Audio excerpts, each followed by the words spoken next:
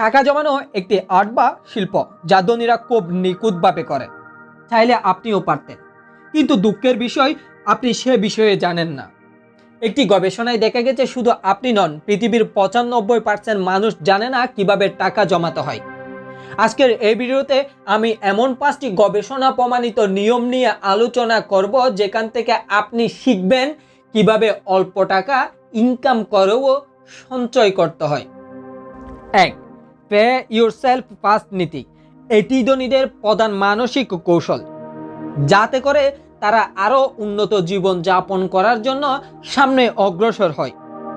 মাসের আয় বা বেতন হাতে আসার সঙ্গে সঙ্গে একটি নির্দিষ্ট পরিমাপের টাকা, যেটা হতে পারে 10% কিংবা 20%, আপনার সঞ্চয় বা বিনিয়োগের জন্য বরাদ্দ রাখুন।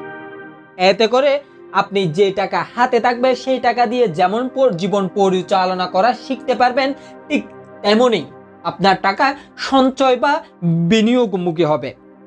2. বাজেট তৈরি কঠোরভাবে অনুসরণ করুন। অর্থের নিয়ন্ত্রণ নিজের হাতে রাখার জন্য বাজেট অপরিহার্য। প্রথমে আপনার মোট আয় কত এবং আপনার আবশ্যিক খরচগুলো কত এবং তার একটি স্পষ্ট তালিকা তৈরি করুন। অপ্রয়োজনীয় খরচ কমানোর জন্য সেই তালিকা থেকে অপ্রয়োজনীয় খরচগুলো বাদ দিন। বাইরে বেশি খাওয়া, সাবস্ক্রিপশন ব্যবহার করা বা আবেগের বশতে কেনাকাটা, এই খরচগুলো কমানোর পরিকল্পনা নিন। এর জন্য আপনি একটি জনপ্রিয় বাজেট নীতি পদ্ধতি প্রয়োগ করতে পারেন, যাকে বলে 50-30-20 নিয়ম। 50% প্রয়োজনীয় খরচ, 30% চাওয়া খরচ, 20% সঞ্চয় ও বিনিয়োগ। 3. স্বল্প ও দীর্ঘমেয়াদী লক্ষ্য নির্ধারণ করুন।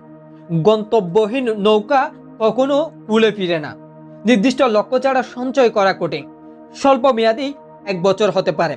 জরুরি তহবিল তৈরি করুন। কমপক্ষে 3 থেকে 6 মাসের জীবনযাত্রার খরচ যেন সঞ্চয় থাকে, যা হঠাৎ চাকরি চলে গেলে অসুস্থতার সময় কাজে দিবে। বাড়ি কিনা বা সন্তানের শিক্ষা, অবসর সময়ের জন্য লক্ষ্য নির্ধারণ করুন। লক্ষ্য থাকলে টাকা জমানোর প্রেরণা বজায় থাকে।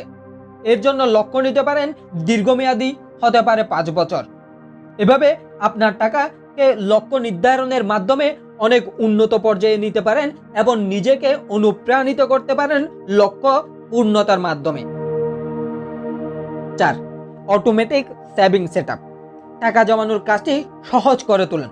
আপনার ব্যাংকের নির্দেশ দিন, যাতে করে আপনার বেতনের একটি নির্দিষ্ট অঙ্ক তারা নির্দিষ্ট ব্যাংক অ্যাকাউন্টে সাইড করে রাখে, যেখান থেকে আপনার টাকাটা মুক্তি হয়ে যাবে। এটি আপনাকে ভুলে যাওয়া সুযোগ দেবে না।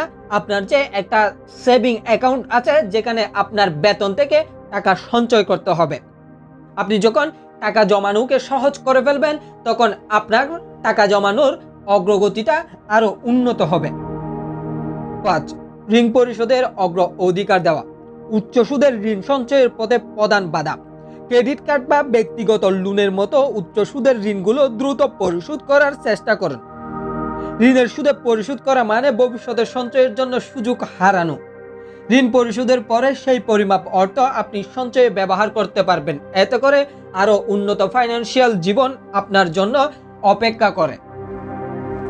এই 5টি মূল পয়েন্টগুলো যদি আপনি জীবনে প্রয়োগ করতে পারেন, দেখবেন আপনার ফাইন্যান্সিয়াল জীবন অনেক উন্নত হতে চলেছে। আপনার ভিডিওটি যদি ভালো লাগে, অবশ্যই ভিডিওটি একটা লাইক করেন, কমেন্ট করে জানান আপনি কোনটা আগে থেকেই করতেন।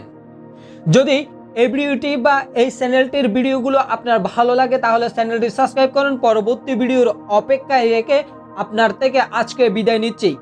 ভালো থাকুন সবসময় এবং ফাইন্যান্সিয়াল জীবনে আরো উন্নত হন, এই কামনা রেখে।